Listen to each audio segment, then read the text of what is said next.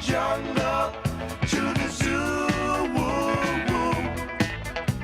You better watch out or they're gonna get you. This edition of Zoo to You, we are checking out the newest exhibit here at Assiniboine Park Zoo. You get the unprecedented access to kangaroos and emus like you've never seen them before. You are going inside the exhibit with the animals, and to show us around, we got us a real-life Australian. And the real-life Australian introducing us to the kangaroos and emus is, of course, Tim St. Clair Smith. So Tim, we're actually in the enclosure, in the Aussie Walkabout, with the animals. Yeah, and this is one of the things we wanted to provide to our guests here at the zoo, is this opportunity to get up close and personal with the animals. And as you can see, we're right near the kangaroos here. They've settled in really well. Very good desensitization with them, and you can see they're even sort of napping up the back here. They seem happy as could be, and that's the idea, is that I've never been this close before. You've never had nothing between you and the animals. So let's talk about how things work here, as far as feeding, as far as space goes. If they want to get away from me, they're going to have room. Exactly, and as you can see, it's a huge enclosure in here, so they have the ability to move anywhere they like away from people if they don't want to actually be right near them. There's all these back holding areas, etc., that they can go in to get away, to get a reprieve if they're feeling a little bit stressed. So we've given them all the opportunities so that they can move away and get comfortable anytime they want. So most importantly, the animals are taken care of. What about me and being safe here?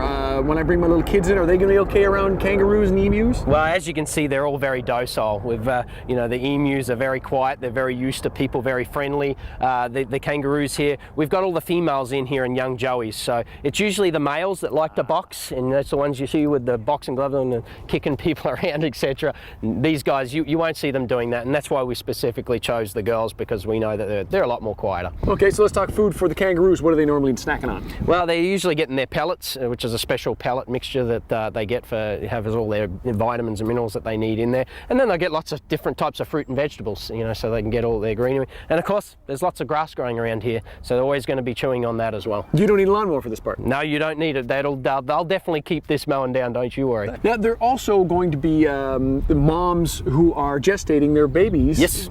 So we could actually see babies being born here when my family's walking through. Well, even if you look over here at the moment, there's one that's just out of the pouch, and you can see him just hopping away after mum there. Yeah. So it gets to a stage, they get to around about 9 months of age when they start emerging from the pouch, and once they get to a year old, mum goes, kicks them out of the pouch, you're out of here, you're on your own. And we'll get to see them being moms, being kids, and having fun. Can we go a little closer? We can, absolutely. Oh, yeah? So when we're talking about the adults, the big gray ones are moms, right?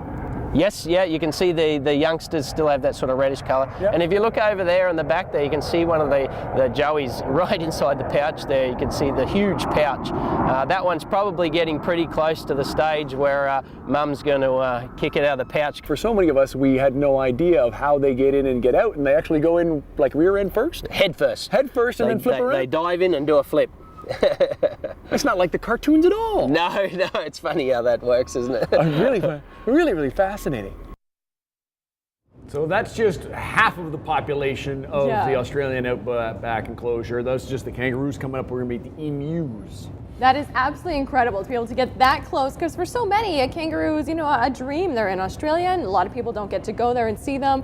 For me, everything I knew about them came from Looney Tunes. Exactly, and now is a chance to actually get up close, and if they will come near you, like, that's absolutely incredible. Yeah, a good time to go through the kangaroo rules for everybody. When you get there, you'll see the rules posted inside and out, but a reminder that you don't chase the kangaroos or emus. You leave them alone, give them their space. Don't feed the animals. You never leave your items in it unattended, because particularly emus are very curious. They're sneaky. They steal things, don't they? They may take stuff from you, so don't leave your stuff unattended. You can't bring your strollers in. It says don't try to get inside the kangaroo's pouches. Is this a real kangaroo? I assume we should all know that. Yeah, you don't want to do that. And always listen to the tendons. There's tendons on the outside and on the inside. Most importantly, we want the animals to be safe and happy. Yes, and we want to follow the rules that the exhibit can stick around and everybody can enjoy it for a long time. Coming up, we're up close and personal with the emus, and we'll talk actually how to actually pet an emu. So cute. Very cool. Yeah. We're also going to check in with Brittany Bagnall. She's got a whole bunch of cute, because the Teddy Bears Picnic is this Sunday, and she's giving us a preview.